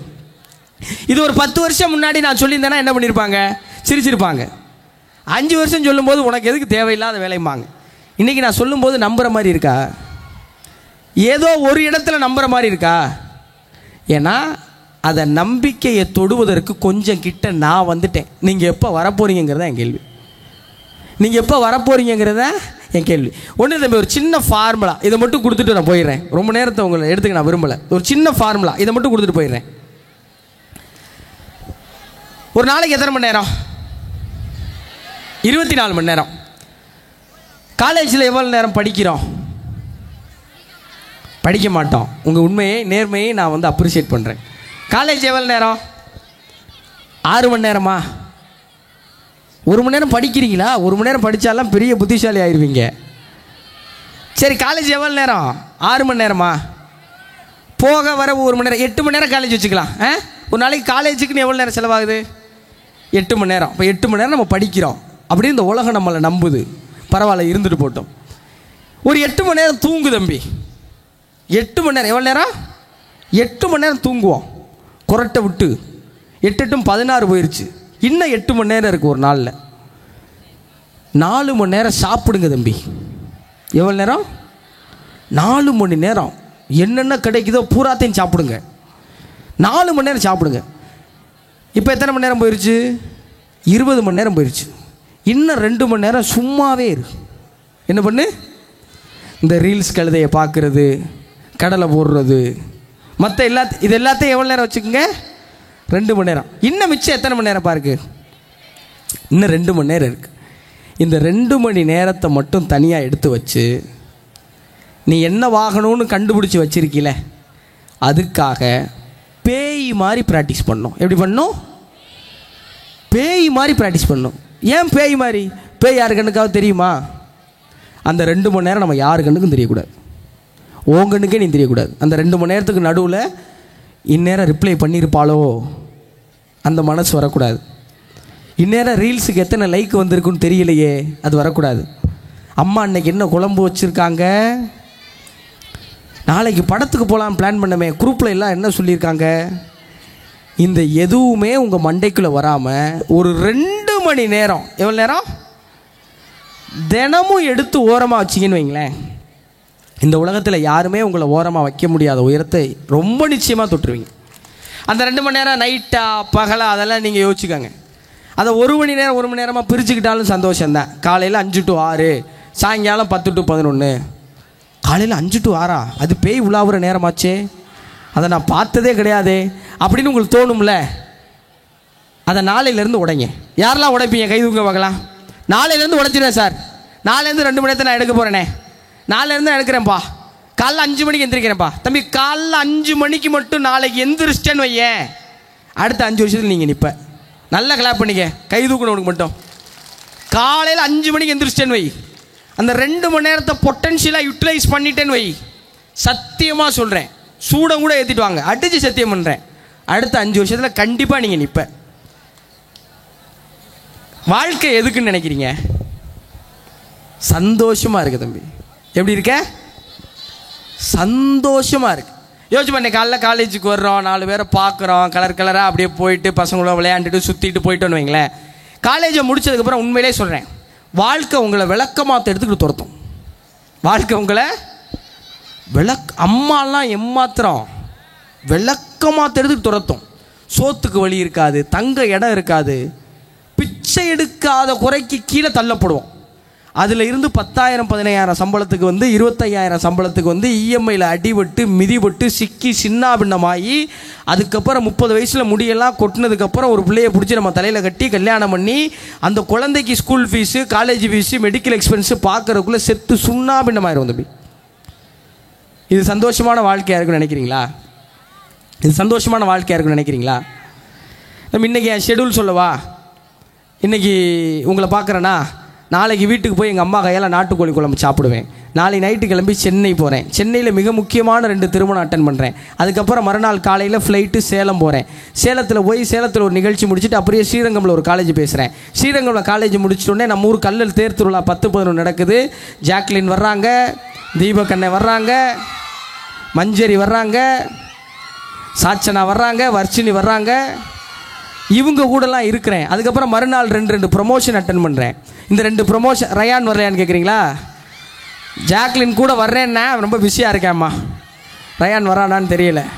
இவங்கெல்லாம் தம்பி இதுக்கு நடுவில் ஒரு 5-6 லட்ச ரூபா சம்பாதிச்சிருந்தேன் தம்பி. நான் சொன்னதில் ஏதாவது கஷ்டம் இருக்கா? இங்கேருந்து போகிறது, அம்மா கையில் கோழி குழம்பு சாப்பிட்றது, அதுக்கப்புறம் ஃப்ளைட்டில் சேலம் போகிறது, அதுலேங்கேயும் போய் உங்களை மாதிரி ஸ்டூடெண்ட்ஸ்லாம் பார்த்து கைதட்டு வாங்கிட்டு அதுக்கப்புறம் திருச்சியில் அட்டன் பண்ணிவிட்டு நைட்டு நம்ம ஊர் திருவிழாவில் போயிட்டு ஒரு 1000-5000 பேருக்கு செல்ஃபிலாம் கொடுத்துட்டு எல்லாருக்கையும் சிரித்து சந்தோஷமாக மகிழ்ந்து பேசிட்டு மறுபடியும் சென்னை. இதுக்கு நடுவில் ஒரு 5-6 லட்ச ரூபா சம்பாதிக்கிறேன்னா நான் உங்களை மாதிரி இருக்கும்போது 2 மணி நேரம் எடுத்து வச்சேன். இன்னும் உண்மையாக சொல்லணும்னா 2 மணி நேரம் கிடையாது, ஒவ்வொரு நாளும் 6-7 மணி நேரம் எடுத்து வச்சேன். எனக்கு கிளாஸில் பாடம் எடுத்துக்கிட்டு இருக்கும்போது கீழே உட்காந்து நான் படிக்க வேண்டிய திருக்குறளும், நான் படிக்க வேண்டிய நாலடியாரும், அகநானூரும், புறநானூரும், எலிசபெத்தும், அலெக்சாண்டரும், கக்கனும், காமராஜரும் படித்தேன். அதனால நீங்கள் உங்கள் முன்னாடி வந்து நின்றுட்டுருக்கேன். அதே நேரத்தில் அரியரும் கிளியர் பண்ணேன். தம்பி உனக்கு வேறு ஏதாவது திறமை வரும்னா அதை கண்டுபிடி. வரலையா புத்தகத்தையாவது எடுத்து படி. புத்தகம் எதுவுமே வரலைங்க. என்ன எனக்கு தெரியல, டான்ஸ் ஆட வரமாட்டேங்குது, பாட்டு பாட வரமாட்டேங்குது, ஒன்றுமே வரமாட்டேங்குதுண்ணே, களிமண்ணாக இருக்கேனே, குப்பையாக இருக்கேன், என்ன செய்கிறது? புத்தகத்தை எடுத்து படி. ஏதாவது ஒன்று பண்ணுங்க. அந்த ஒன்றில் நீங்கள் தான் வேர்ல்டு பெஸ்ட்டாக இருக்கணும். அந்த ஒன்றில் நீங்கள் தான் வேர்ல்டு. 24 கண்டஸ்டன்ட் வந்தாங்க தம்பி பிக் பாஸில். பெருமைக்காக சொல்ல நினைக்காத, உனக்கு எக்ஸாம்பிளுக்காக சொல்கிறேன். 24 கண்டஸ்டன்ட் எல்லாருமே அழகாக இருக்காங்க, பிரபலங்கள். அவங்க எல்லாரும் சினிமாக்காரங்க, அவங்க எல்லாரும் வசீகரமாக இருக்காங்க, ஸ்டைலாக இருக்காங்க. முத்துக்குமரன் கிட்ட பேச முடியாதான்னு எல்லாரும் சொன்னாங்க. முத்துக்குமரன் கிட்ட அதில் நான் தான் ஜித்து. நீங்கள் அழகாக இருங்க, வசீகரமாக இருங்க, ஹேண்ட்ஸமாக இருங்க, ஆனால் பேசுகிறதுல நம்ம தான் ஜித்து. ஏன்னா அதுக்கு நான் 10 வருஷம் உழைச்சிருக்கேன். இன்னையிலேருந்து 10 வருஷம் உழைங்க. 16, 17, 18 வயசு, 29 வயசில் ஸ்டாராக மாறிடணும் தம்பி. சும்மா அந்த 40,000 50,000 சம்பளம், மிடில் கிளாஸ் லைஃபு, இதெல்லாம் உடச்சி எறிங்க. இப்பையும் சொல்கிறேன், இங்கே இருக்கிற 1000 பேர் வரமாட்டீங்க, ஆனால் 5 பேர் வந்துடுவீங்க. அந்த 5 பேர் யாருன்னு எனக்கு தெரியல, உங்களுக்கு தான் தெரியும். அந்த 5 பேர் யாருங்கிறத நீங்கள் தான் கண்டுபிடிக்கணும். அன்னைக்கு வந்து யாருமே வந்து நீங்கள் கருப்பாக இருக்கீங்கன்னு சொல்ல மாட்டாங்க. அன்னைக்கு நீங்கள் யாருமே செப்ப மூக்காக இருக்கீங்க, ஷார்ட்டாக இருக்கீங்க, உங்கள் சுருட்ட முடி நல்லா இல்லை, எத்துப்பல்லாக இருக்குது, ஒரு பையன் சொல்ல மாட்டான் தம்பி. என்னையெல்லாம் எத்துப்பல்லுன்னு தான் தம்பி சொல்லுவாங்க. என்னெல்லாம் இன்னைக்கு பூக்கிக்கிறாங்க. இன்ஸ்டாகிராம் பக்கம் போனால் பூக்கினா என்னன்னே தெரியல நமக்கு. க்யூட்டாக இருக்கணா, எனக்கு சிரிப்பாக வருது. என்ன எத்தனை பேர் ஏண்டா அதெல்லாம் ஒரு மூஞ்சியாடான்னு என் முன்னாடி, ஏண்டா இந்த மூஞ்சியெல்லாம் வச்சுக்கிட்டு நீ ஏன் முன்னாடி சொல்லியிருக்காங்க. நீங்கள் உங்களை குரூம் பண்ணணும்னு சொல்லுவாங்க. என்ன சொல்லுவாங்க? உங்களை குரூம் பண்ணணும்னா என்ன அர்த்தம்? நீ உன்னை அழகாக மாற்றணும்பாங்க. மாற்ற முடியுமா? இந்த பல்லு போனால் அது நமக்கு அடையாளம் போயிடாது. இன்றைக்கி நம்ம அழகா, ஏன் தென்கட்சியை சொல்லுவார், அழகாய் இருப்பவற்றை நீங்கள் விரும்புவதில்லை, நீங்கள் விரும்புவை உங்களுக்கு அழகாய் தெரிகிறதும் பார். நீங்கள் தம்பி உலகம் முழுவதும் அழகுக்கு அர்த்தமே இல்லை தம்பி. சில நாட்டில் பெரிய தொப்பை வச்சுருந்தா ஒரு ஆப்பிரிக்கன் கண்ட்ரியில் அந்த ஆண் தான் அழகான ஆண், எல்லா பெண்களுக்கும் அவன் தான் பிடிக்குமா. இன்னும் சில நாட்டில் பெரிய கழுத்து வச்சுருப்பாங்க பெண்கள், இவ்வளோ பெரிய கழுத்து இருக்கும், அதில் வளையமாக மாட்டியிருப்பாங்க. யோசிச்சு பாருங்கள், நம்ம பக்கத்தில் யாராவது இவ்வளோ பெரிய கழுத்தோட உட்காந்துருந்தா எப்படி இருக்கும்? அதுதான் அந்த ஊரில் அழகு. இன்னும் சில ஊரில் காதில், நம்ம ஊரில் கிளவியை தொங்கட்டான் போடுறாங்களே, அது மாதிரி உதட்டில் பெரிய தட்டு வச்சுருப்பாங்க, இவ்வளோ பெரிய உதடு இருக்கும் அவங்களுக்கு. அதுதான் அழகு. சீனர்கள் ஒரு காலகட்டத்தில் காலை பெண்கள் இப்படி சுருக்கி ஒரு சின்ன ஷூவில் இப்படி குட்டியாக வச்சுருப்பாங்க, அதுதான் அழகு. இதெல்லாம் அழகா இல்லை, நம்பிக்கை. அப்துல் கலாம் சார் அழகா இல்லைன்னு யாராவது சொல்லிடுவானா? அடித்து மூஞ்சியை உடைச்சிட மாட்டோம். அவர் அப்துல் கலாம் சார் ஒரு தடவை பிரதம மந்திரி ஆகிட்டார், குடியரசுத் தலைவர் ஆகிட்டார். ஆனதுக்கப்புறம் வெளியே வந்தவுடனே ஒரு பத்திரிக்கையாளர் கேட்டாராம், என்னென்ன கேள்வி கேட்கலாம், அந்த நாட்டை எப்படி முன்னேற்ற போகிறீங்க, என்னென்ன கேட்கலாம். அவரை கேட்டாங்களா, நீங்கள் பிரைம் மினிஸ்டர் ஆகிட்டீங்க, நீங்கள் குடியரசுத் தலைவர் ஆகிட்டீங்க, நீங்கள் உங்கள் ஹேர் ஸ்டைலை மாற்றுவீங்களான்னு ஒரு பத்திரிக்கையாளர் கேட்டாராம். என்ன கேட்டாரா? நம்ம ஒருவேளை குடியரசுத் தலைவர் ஆகி நம்மக்கிட்ட யாராவது உங்கள் ஹேர் ஸ்டைலை மாற்றுவீங்களான்னு கேட்டால் என்ன சொல்லுவோம்? போரியா வாயில் கத்தி விட்டு சுத்தவா, டேய் அடிச்சு போடுவோண்டா, எதாவது சொல்லுவோம்ல. அப்துல் கலாம் சொன்ன வார்த்தை என்ன தெரியுமா? அதை பற்றி யோசிக்க எனக்கு டைம் இல்லைன்னு சொன்னாராம். என்னது? அதை பற்றி யோசிக்க எனக்கு என்ன இல்லை, டைம் இல்லை. இன்றைக்கி நம்ம எல்லாராலையும் அழகான ஒரு ஆணை பார்க்கப்படுறாருல. ஏன்? ராமநாதபுரத்தில், ராமேஸ்வரத்தில், ஒரு கடலோர கிராமத்தில் நியூஸ் பேப்பர் போட்டு அடையாளம் தெரியாத வகுப்பில் பிறந்து இன்றைக்கி உலகம் முழு சுவிட்சர்லாந்துடைய சயின்ஸ் டே என்ன தெரியுமா? மார்ச் 3. ஏன் தெரியுமா? அப்துல் கலாம் சார் அன்றைக்கி அவங்க நாட்டுக்கு போயிருக்கார். அவ்வளோதான் தம்பி. அப்துல் கலாம் ஐயா அந்த நாட்டுக்கு அன்றைக்கி போயிருக்கார். அப்துல் கலாம் ஐயா அவங்க நாட்டுக்கு வந்த ஒரே காரணத்துக்காக ஒரு நாட்டுடைய அறிவியல் தினமாக அவர் வந்த தினத்தை அறிவிச்சிருக்கான்னா, உங்களோட டைமை நீங்கள் என்ன பண்ண போகிறீங்கிறத மட்டும் மறக்காமல் ஞாபகம் வச்சுக்கோங்க. நம்ம இந்தியாவில் எவ்வளவு பெரிய தலைவர்கள், இந்தியாவை அமெரிக்கன்ஸ் மதிக்க மாட்டாங்க தெரியுமா? இந்தியன்ஸ் அமெரிக்கன்ஸ் என்ன பண்ண மாட்டாங்க, நடுவில் வீசாலாம் கூட கேன்சல் பண்ணாங்க இந்தியன்ஸுக்கு, நம்மளை மதிக்க மாட்டாங்க. இன்னொரு வெக்கப்பட வேண்டிய விஷயம் என்ன தெரியுமா? இந்தியாவுக்கு சுற்றுலா போகாதீங்கன்னு அமெரிக்க பெண்களுக்கு அறிவுரை கொடுத்தாங்க. நம்ம ரொம்ப பாதுகாப்பு இல்லாத நாடாக மாறிட்டோமா, சொல்கிறதுக்கு வெக்கமாக இருக்குது, அது ஒரு பக்கம் இருக்கட்டும். அப்பேற்பட்ட அமெரிக்கா, நம்மளை எப்போதும் அடிமையாகவே வைத்திருக்க வேண்டும் என்று விரும்புகிற அமெரிக்கா, தன் வணிக புத்தியின் காரணமாக இன்றும் அவருடைய அடிமைகளில் எண்ணிக்கையில் இந்தியர்களையும் சேர்த்து வைத்திருக்கிற அமெரிக்கா, அப்துல் கலாம் ஐயா இறந்தபோது மட்டும்தான் அவனுடைய தேசிய கொடியை அறக்கம்பத்தில் பறக்க விட்டான். அப்துல் கலாம்ங்கிற ஒரு அறிஞன் இறந்த அன்னைக்கு தான் அவன் நாட்டு கொடியை வேறு யாருக்குமே பண்ணலை, வேறு எந்த இந்தியனுக்கும் பண்ணலை. அப்துல் கலாம் ஏன்? அவருக்கு தெரிஞ்சிச்சு அவர் யாருன்னு. அப்துல் கலாமுக்கு தெரிஞ்சிருந்துச்சு அவர் யாருன்னு. அவர் பெரிய விமானி ஆகணும்னு ஆசைப்பட்டார், அதில் ஃபெயில் ஆனார். அப்புறம் விஞ்ஞானி ஆனார். யாராலும் யோசித்து பார்க்க முடியாத சாதனைகளை செஞ்சார். இங்கே எங்கே இருந்து ஐடியா வரும்னு சொல்லவே முடியாது தம்பி. அக்குனி குஞ்சொன்று கண்டேன், அதை யாங்கொரு காட்டில் ஒரு பொந்திடை வைத்தேன், வெந்து தணிந்தது காடு, தலல் வீரத்தில் குஞ்சென்று மூப்பென்று முண்டோமா பாரதி. யார் பெரிய ஆள், யார் சின்ன ஆள், அப்படி கிடையவே கிடையாது. அப்படி கிடையவே. சின்ன ஆள் வரக்கூடாது நினச்சா இன்னும் தூக்கி நிப்பாட்ட முடியுமா? பெரியோரை வியத்தலும் இளமே, சிறியோரை இகழ்தல் அதனினும் இனமேன்னு சொல்லுது தமிழ். ஒரு சாதாரண ஆள் இங்கே பெரிய பெரிய சரித்திரத்தை படைக்க முடியும். உங்களுக்கான வாய்ப்பு காத்து கிடக்கு. ஒரு பெரிய கேலரியில் இருக்கோன்னு நினச்சிக்கோங்க, ஒரு பெரிய கிரவுண்டில் இருக்கோன்னு நினச்சிக்கோங்க. 10 பேர் தான் ஓட முடியும், 10,000 பேர் கைதட்ட முடியும். நீங்கள் ஓட போகிறீங்களா, கைதட்ட போகிறீங்களா? முடிவு யார் கையில்? முடிவு பார்க்க மலைப்பாக இருக்கும். என்னென்ன பெருசு பெருசாக சொல்கிறீங்க, பெரிய ஸ்டார் ஆயிடலாங்கிற, ஐஏஎஸ் ஆயிடலாங்கிற, ஜனாதிபதி ஆயிடலாங்கிற, சீஃப் மினிஸ்டர் ஆயிடலாங்கிற, தளபதி ஆயிடலாங்கிற, எப்படி இதெல்லாம் சாத்தியம்? மைலோன்னு ஒரு ட்ரிங்க் இருக்குது தெரியுமா? சென்னையில் எல்லாம் மிட் நைட்டில் போய் குடிக்கிறாங்க பைத்தியக்காரங்க. மைலோன்னு ஒரு ட்ரிங்க் தெரியுமா? சரி, பூஸ்ட் ஹார்லிக்ஸ் மாதிரி அது பேர் மைலோ, ஓகேவா? இந்த மைலோங்கிறது யாருன்னா கிரேக்க வீரன் ஒருத்தனுடைய பேர். இந்த கிரேக்க வீரன் என்ன பண்ணுவாரா, எரும மாடு பார்த்துருக்கீங்களா? எரும மாடு. இந்த எரும மாட்டை தூக்கி தோளில் வச்சுக்கிட்டு அந்த நாட்டை சுற்றி ஓடுவாராம். காலையில் டெய்லி ப்ராக்டிஸ் பண்ணுவாராம். எரும மாட்டை தூக்கி தோளில் வச்சுட்டு ஓட முடியுமா? அவன் எவ்வளோ பெரிய எரும மாடாக இருப்பேன் அப்படின்னு உங்களுக்கு தோணலாம். ஆனால் அது சாத்தியம்ங்கிறாரு மைலோ. எப்படி சொல்கிறாரு? அது எப்படி சாத்தியப்பட்டுச்சு? மைலோ சொல்கிறாரு, நான் இந்த எரும மாடு எங்கள் வீட்டில் கண்ணுக்குட்டியாக பிறந்துச்சு. எப்படி பிறந்துச்சு? கண்ணுக்குட்டியாக பிறந்துச்சு. கண்ணுக்குட்டியை தோளில் தூக்கி வச்சுட்டு ஓடுறது ஈஸியாக கஷ்டமா? கஷ்டம் தானே. நான் அந்த கண்ணுக்குட்டியை தோளில் தூக்கி வச்சுட்டு ஓட ஆரம்பித்தேன். அதான் உங்கள் 2 மணி நேரம். 2 மணி நேரங்கிறது கண்ணுக்குட்டி தானே. கண்ணுக்குட்டியை தூக்கி வச்சுட்டு ஓடுறது கஷ்டம் தான், ஆனால் சாத்தியம். கரெக்டாக? It's possible. 2 மணி நேரத்தில் மனசை கட்டுப்படுத்தி பண்ணுறது கஷ்டம்தான், ஆனால் சாத்தியம். கரெக்டா? இப்போ மைலோ பண்ணது என்ன தெரியுமா? தினைக்கும் பண்ணார். என்ன பண்ணார்? தினைக்கும் பண்ணார். கண்ணுக்குட்டி தினைக்கும் என்ன ஆகும்? கொஞ்சம் கொஞ்சமாக வளரும். கண்ணுக்குட்டி கொஞ்சம் கொஞ்சமாக வளரும். 2 வருஷம், 3 வருஷம், 4 வருஷம், 5 வருஷத்தில் கண்ணுக்குட்டி எரும மாடாக மாறிடுச்சு. ஆனால் மைலோவுக்கு எரும மாடு இன்னும் என்னதான்? கண்ணுக்குட்டி தான். லவ் டுடேல வர கண்ணுக்குட்டி இல்லை, உங்கள் கனவுகளை நினைவாக்குற கண்ணுக்குட்டி. இன்னைக்கு இந்த 2 மணி நேரத்தை தினந்தோறும் பண்ணீங்கன்னு வைங்க. எப்படி பண்ணீங்கன்னா, தினந்தோறும் பண்ணீங்கன்னு வைங்க, ஒரு நாள் நீங்களும் எரும மாட்டை தூக்கிட்டு ஓடுவீங்க. இந்த உலகம் உங்களை பார்த்து வியந்து நிற்கும். அலெக்சாண்டர் உலகத்தெல்லாம் ஜெயிச்சுட்டு வந்து நின்னாராம். அவங்க நாட்டில் இருக்க மக்கள் எல்லாம் அப்படியே படை திரண்டு பெருங்கூட்டமாக வந்தாங்களாம். வந்த மக்கள்லாம் தன்னைத்தான் பார்க்க போகிறாங்கன்னு அலெக்சாண்டர் ரொம்ப பெருமிதத்தோடு நின்னாராம். ஆனால் மக்கள் பூரா அவரை கிராஸ் பண்ணி போயிருக்காங்க.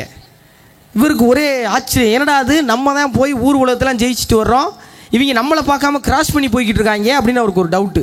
அப்போ கூப்பிட்டு கேட்டேன், எங்கேயா போய்கிட்டு இருக்கீங்க அப்படின்னா, இல்லை ஒரு பெரிய அறிஞர் வந்திருக்காரு, அவரை பார்க்க போகிறோம் அப்படின்னோடனே இவருக்கு வயிற்றுச்சல் ஆகி போச்சு. ஏண்டா நான் போய் போர் செஞ்சு உலகத்தை பூரா ஜெயிச்சுட்டு வந்துக்கிட்டு இருக்கேன், போய் நேரம் சாமியார்ட்டே போயிட்டார், சட்டையை பிடிச்சி கேட்டிருக்காரு, இங்கேயா நான் தான் இந்த வீட்டோட ராஜா, இந்த ஊரில் நான் தான் இவங்களை பூரா வாழ வச்சுக்கிட்டு இருக்கேன், இவங்களுக்கு காசு பணம்லாம் கொடுத்து அப்போ கரெக்ட் பண்ணி வச்சுருக்கேன், ஆனால் என்னையை பார்க்க வராமல் உன்னைய பார்க்க வராங்களே என்னையா அப்படின்னா அவர் சொன்னாராம், நீ உலகம் பூரா போய் மண்ணை ஜெயிச்ச, நான் என்னையை ஜெயிச்சேன்னாரான். எப்படி? நீ இந்த உலகம் பூரா போய் மண்ணை ஜெயிச்ச, நான் என்னையை ஜெயிச்சிட்டேன்டா.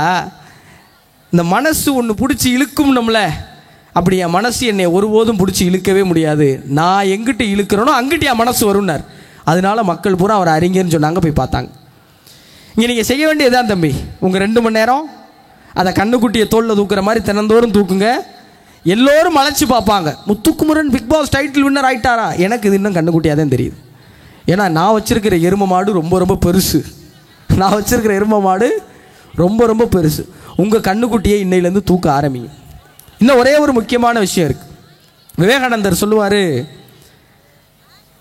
ஏன் இந்திய இளைஞர்கள் சிறந்தவர்கள் அப்படின்னு கேட்டதுக்கு அவர் சொன்னாரா, ஒரு அமெரிக்கன் தனக்காக பிறக்கிறான், ஒரு ரஷ்யன் தனக்காக பிறக்கிறான், ஒரு ஜப்பானியன் தனக்காக பிறக்கிறான், ஆனால் இந்திய இளைஞர்கள் மட்டும்தான் இந்த சமூகத்திற்காக பிறக்கிறார்கள்னு சொன்னார். எப்படி?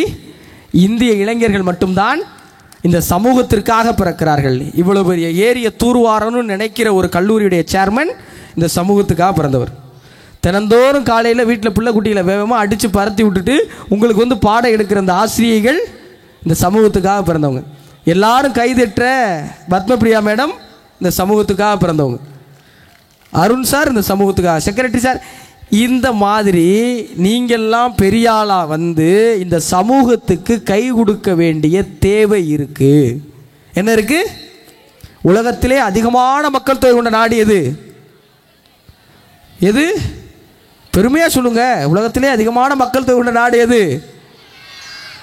உலகத்திலே இன்னமும் வறுமை கோட்டால் பசியோட நிறைய மக்கள் தூங்குற நாடு எது?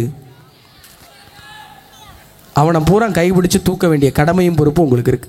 கவிக்கு அப்துல் ரஹ்மான் சொல்லுவார், மனிதனாய் பிறந்த ஒவ்வொருவரும் சாவதற்குள் மனிதனாக மாறுவதற்கான அவகாசம்தான் வாழ்க்கைன்னு சொல்கிறார். எப்படி? மனிதனாக உருவெடுத்த நம்ம எல்லாருமே சாகிறதுக்குள்ள மனுஷனாக மாறுறதுக்கான அவகாசம் தான் வாழ்க்கையா. சாகிறதுக்குள்ள இந்த சமூகத்திற்கு ஏதேனும் செஞ்சு, மனுஷனுக்கான ஆயுட்காலம் என்ன நினைக்கிறீங்க?